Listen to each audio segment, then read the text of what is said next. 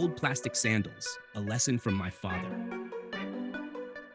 I was 12 when it first happened, when shame etched itself into my memory. When I saw something so ordinary, yet felt a storm of emotions I didn't understand. It was the day of the parent-teacher meeting at my school. My classmates' parents arrived in their clothes, polished shoes, and subtle perfumes. But my father, he walked into the classroom wearing a faded shirt and those old bright yellow plastic sandals, the kind you see on market vendors and roadside workers. I wish the earth would swallow me whole. He looked out of place, like a relic from a forgotten time. I saw my classmates glance at his feet, then at me. One of them even snickered. I smiled faintly, trying to pretend I didn't know the man who bore my last name. That night, I didn't say much to him. He asked me if my grades were okay, if I liked the teacher, if I needed a new notebook. I nodded, then locked myself in my room. I was embarrassed, not because he was poor, but because he seemed content with it. I didn't understand back then. Years passed.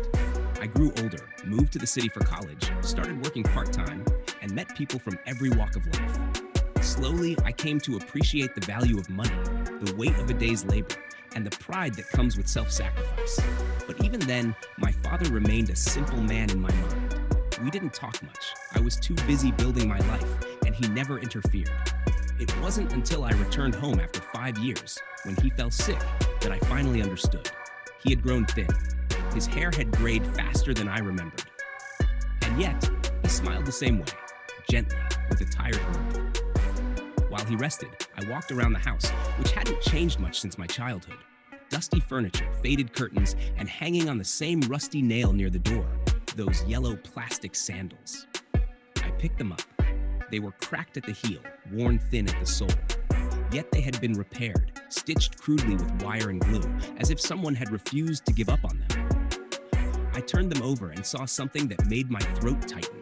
The initials TM, written faintly on the inside strap.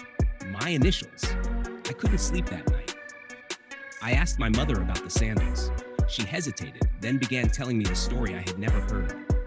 Your father used to work 3 jobs when you were in elementary school. He'd load cargo at the dock from dawn, then wash dishes at a small diner, and finally clean office buildings at night.